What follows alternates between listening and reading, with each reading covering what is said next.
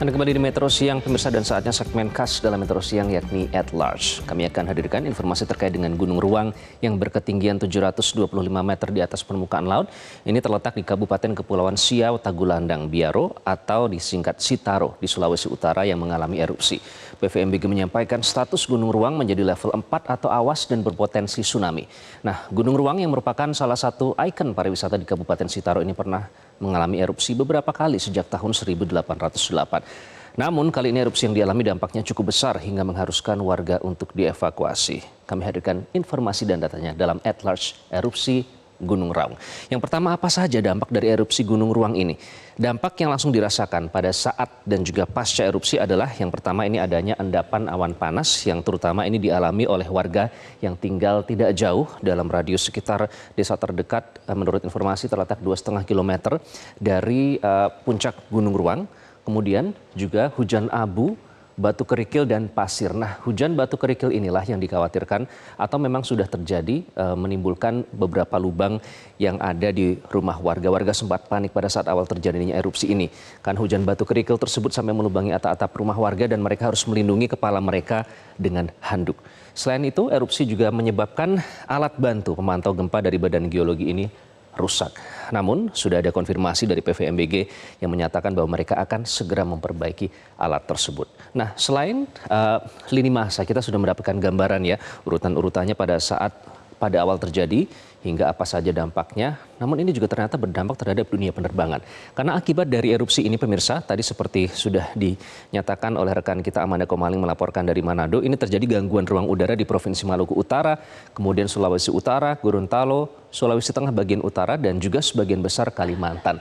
Nah, ini akibatnya Bandara Samratulangi ini di Manado ditutup sementara, di mana dari data kemarin ada 47 penerbangan yang dibatalkan dengan total 6.165 penumpang, dan sekarang ini artinya sudah mencapai lebih dari 7.000 penumpang yang harus membatalkan penerbangannya. Dan tidak hanya di Bandara Samratulangi, ini juga terjadi di Bandara Sultan Baabullah di Ternate, di mana ada perubahan jadwal dan juga ada yang harus mengalami cancel ataupun delay sehingga juga mengganggu jadwal penerbangan dan banyak penumpang yang harus membatalkan perjalanannya karena dampak dari erupsi Gunung Ruang ini. Nah, kenapa harus dibatalkan? Ini karena abu vulkanik dapat merusak badan pesawat dan juga fungsi baling-baling pada pesawat turboprop atau mesin jet dalam pesawat turbofan. Jadi memang cukup luas ya pemirsa ya dampak yang ditimbulkan oleh erupsi Gunung Ruang ini. Sekarang kita akan memberikan gambaran kepada Anda mengapa dampaknya cukup luas dan mengapa kita harus lebih melihat lagi kenapa harus waspada. Ini adalah data yang kami dapatkan. Ini adalah peta dari Kementerian ESDM yang sudah berhasil kami himpun. Ini adalah bentangan dari Gunung Ruang dan juga jarak aman bagi warga di sekitar Gunung Ruang ini sudah dinyatakan di sini.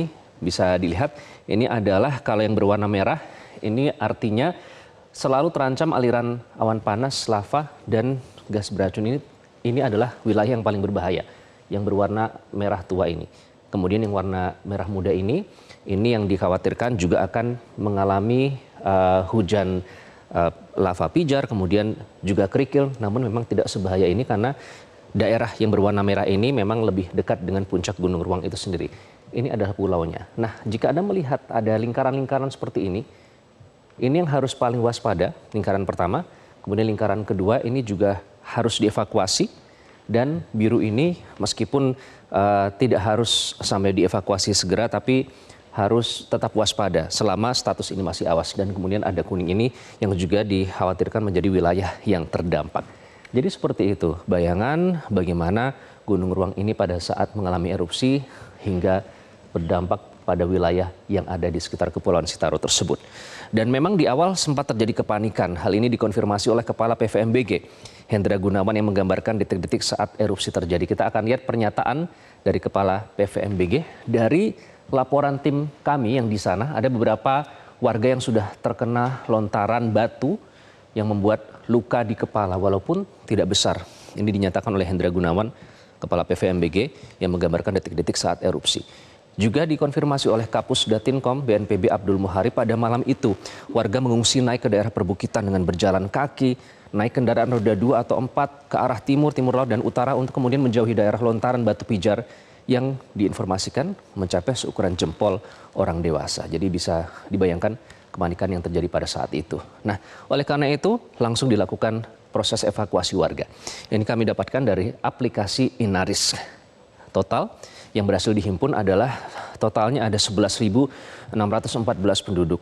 Kalau kita berbicara tentang radius, awalnya 6 km, tapi ternyata ada buffer zone, ditambah lagi 1 km, jadi total radius yang berbahaya adalah radius 7 km dari puncak Gunung Ruang itu sendiri.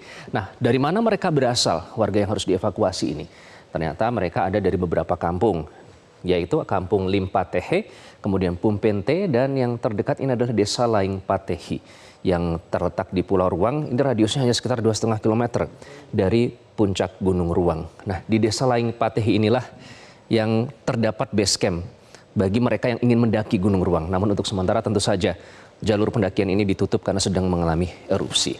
Kemudian mengapa kewaspadaan terus ditingkatkan? Karena sudah ada peringatan tsunami yang mungkin terjadi. Nah, kita akan lihat soal peringatan tsunami ini. Atau sebelum tsunami kita akan membahas dulu ya bagaimana warga itu dievakuasi.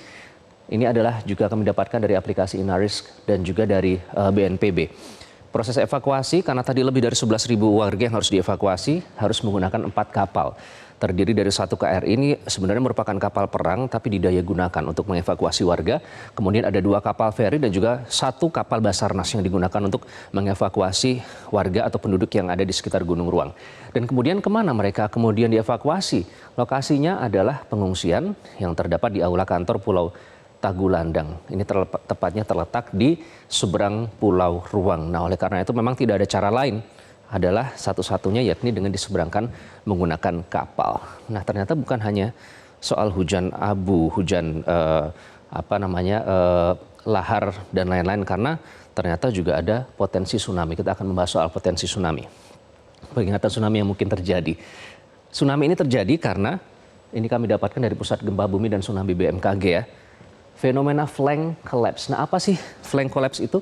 Flank collapse adalah runtuhnya sebagian atau keseluruhan dari badan gunung. Ini bukan hanya prediksi karena ternyata pernah terjadi. Kita flashback pada tahun 1871. Saat itu terjadi erupsi yang menimbulkan tsunami setinggi 25 meter. Nah, kalau kita melihat 25 meter itu artinya hanya berselisih 5 meter dengan tsunami yang terjadi di Aceh yang saat itu disebut mencapai 30 meter.